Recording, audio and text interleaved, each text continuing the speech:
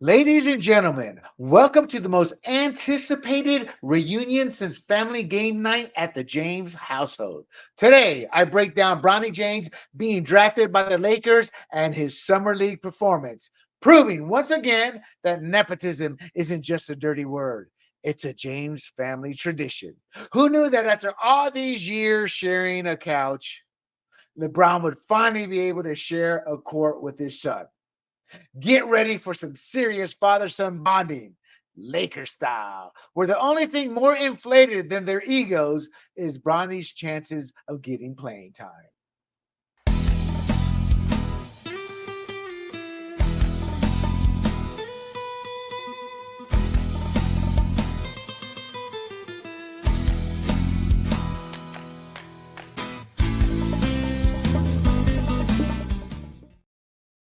Hello, everybody. Welcome to Points on the Board. I am William Del Pilar, and I am happy to be here with you again.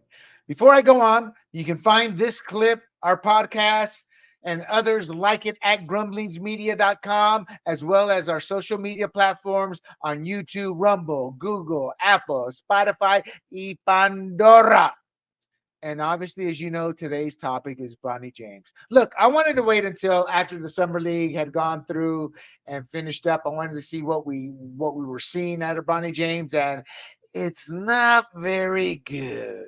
But in his defense, there have been others that have sucked during their summer league time that have gone on and had star-studded careers. Well, in Bronny's case, we're just hoping he has a career.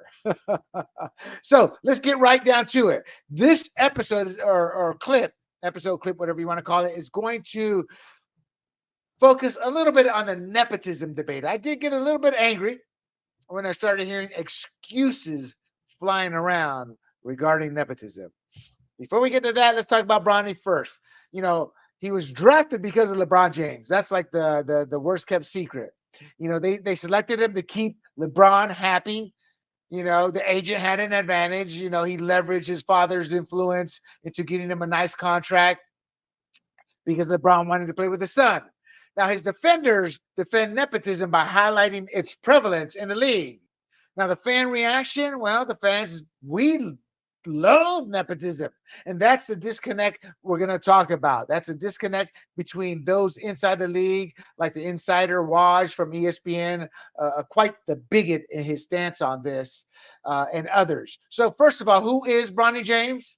Well, let's find out. Let me get my nice little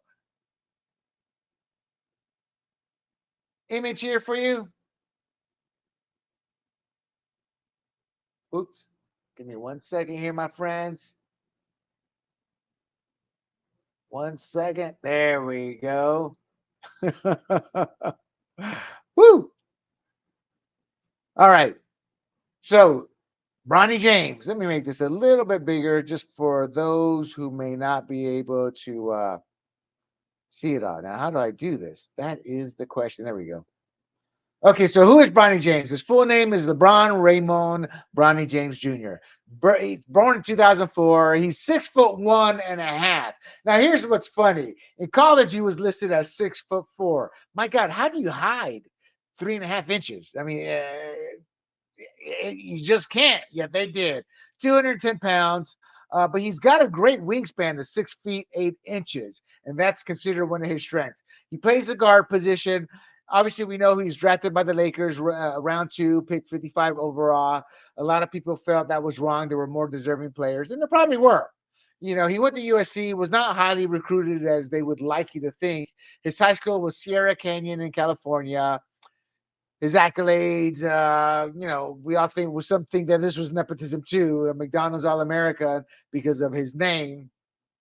And his high school stats averaged 14.2 points, 5.5 rebounds, 2.4 assists, and 1.8 steals as a senior. As you can tell, nothing spectacular. Thus, the McDonald's All American. Really? But I'm not here to denigrate Bronny, but just a question. Is it nepotism or not? Now on a serious note, he did suffer a cardiac event in college. He has a congenital heart defect. Some people thought it may have been because of the shot. Who knows? Maybe it was. Maybe the shot created it and exposed the heart defect. I don't know. I don't care. All I know is what's come out since then. It was a congenital heart defect. So that explains it to me. And the reason I say I don't care, it's because it's not my life, it's his life. He's got to take care of himself.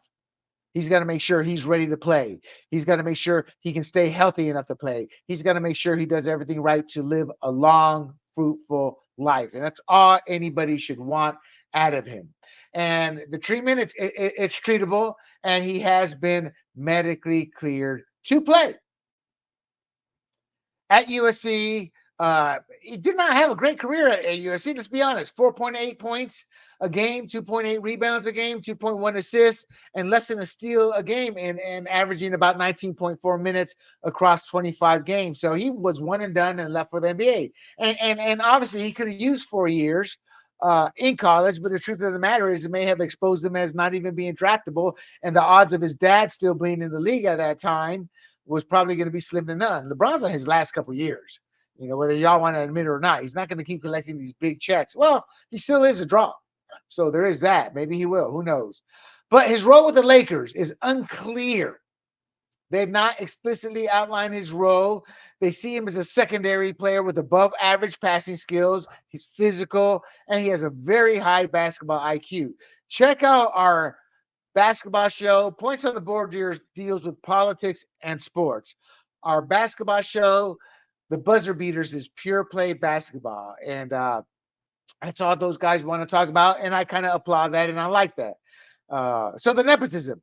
So Wojnarowski, his defense, Adrian Wojnarowski, he's known as Woj, defended the James family, stating nepotism is rampant in the NBA. My view, and most every person in America's view, is BS. Nepotism is nepotism. There's a kid out there who deserved that slot who should be in it. But some argue that Bronny's case is unique because of his father's influence. It's okay. Now that's just somebody who's too close to the league who makes friends with the players. Let me tell you a little bit about insiders. The problem with insiders is they become friends with the players. I saw that immediately in the fantasy sports industry. I met a lot of players, and most of them are likable. Believe it or not, they're good guys just trying to earn a living. The media paints them a certain way. Some love that. They live up to it, like James Harden. He loves living up to being a jerk, which I don't know if he is or not, but that's how he's portrayed, and he seems to like that. Then you have some other guys who are good guys. My day of pure enjoyment was the Magic Bird rivalry. They both were well loved by the public, by reporters. Then you had the Dennis Rodmans, the Bill Lambiers, the Bad Boys of Detroit, and they weren't liked, and they liked that rep. So you really don't know who these players are, but the insiders do. And Waj wanting to keep these relationships, Waj, we're gonna wipe off a little bit off your lip there. That's right, I said it because it's true.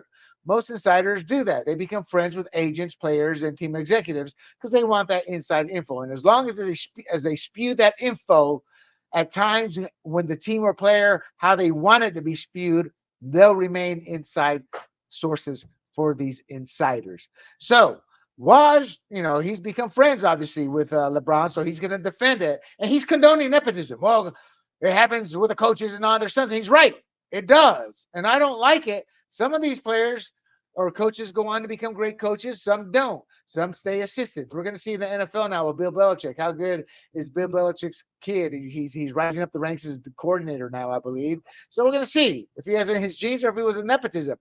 But on the playing court, that's much different.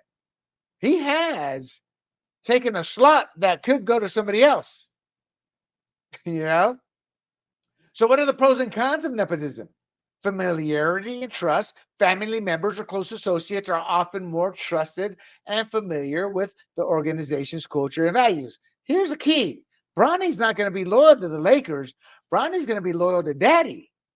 Daddy's going to be loyal to Bronny.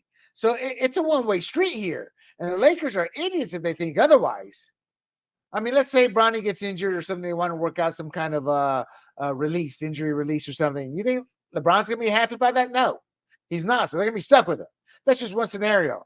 Relatives may have stronger loyalty to the company or organization if they're related to the organization, and those two are not. Mentorship opportunities. Family members can benefit from direct mentorship and guidance from experienced relatives. And that's true. Bronny's going to have a chance to play with his father. It's going to benefit him. What about the rest of the team? Is he going to spend too much time on his son, not focus on the rest of the team and learning to gel with them, to get on the same page with them? So there is that potential. Now, these are the pros I'm talking about. You know, the relatives may already be familiar with the business.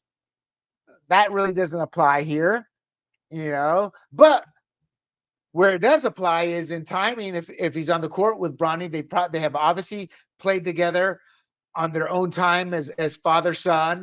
So they probably had some timing and chemistry issues that they developed just by being family. Those are the pros, and as you can tell, they're not very strong pros outside of the final note I said there in terms of having chemistry playing together. The problem is he's going to be an off the bench guy who's seen as a project, and I'll get into that in a bit in a few more minutes. The cons: a lack of diversity. It can limit diversity in ideas, experiences, and perspectives within the organization. LeBron may end up seeing his kid as being able to do this, this, or this. His kid may see it that way as well, and that may limit the coach's ability to run the team as he sees fit in its most best and fruitful way to win. We saw that with Robert Griffin III. The man wanted to be a pocket quarterback, and he was a mobile running quarterback. It's not that Mike Shanahan said, no, you're not a pocket quarterback. He's like, it takes years to become that when you're not that naturally. And they fought, and it created friction. It got Shanahan fired, and it ended up backfiring on RG3, ruining his career. Himself, he was never able to adapt. Had a coach who wanted to use him in a mobile way as well while he was learning to be a pocket QB, and RG3 just sucked at it. His head was bigger than his ability to become a pocket QB, which was his dream, his wish.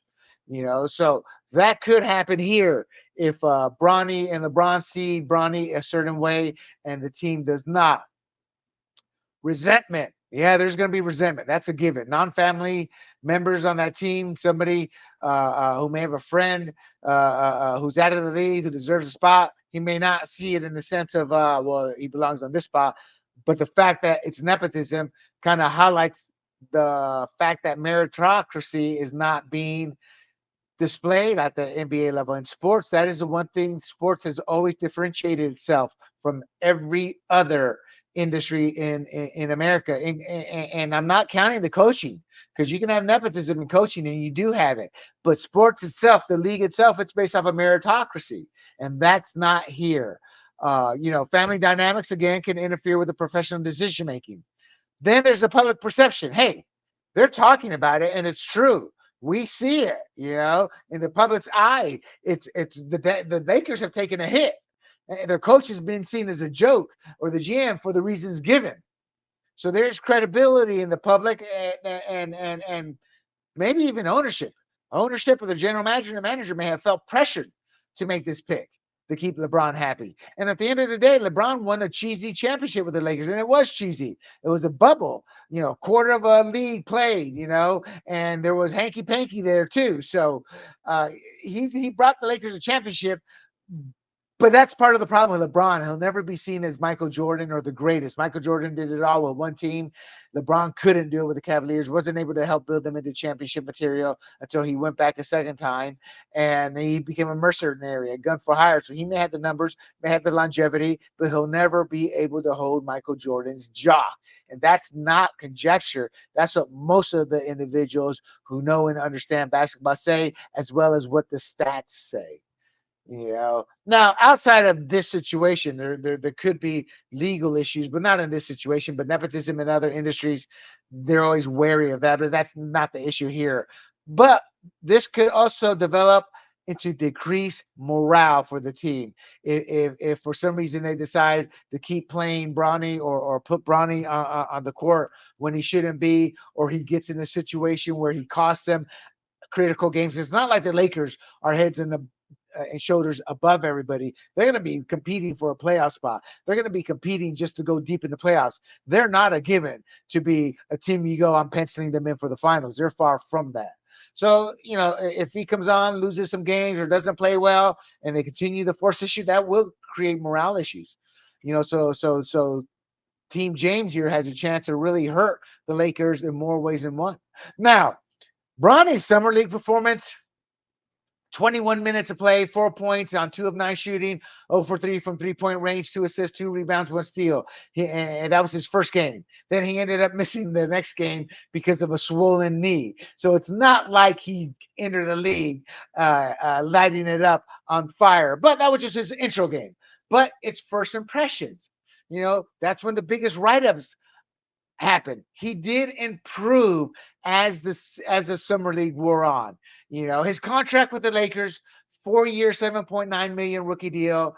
And some say that's high for a late second round pick. When I look at some of the other deals, they seem to be on par. So maybe some of those other deals were a bit higher than others, but they were on par with a few other contracts. But on overall, historically, it was higher than most. But honestly, I'm not going to quibble about that because I found 3 or 4 other contracts that were similar. The key points, underwhelming. His summer league, 7 points per game, 32.7% field goal percentage, 13% 3-point percentage, 62.5% free throw percentage. He did show improvement in his final 2 games in the summer league. He needs development. Look, nobody's denying that. And that's what most people don't understand. They want to condemn the poor kid. Look, in his defense, he's having to live up to the reputation of his father, of daddy.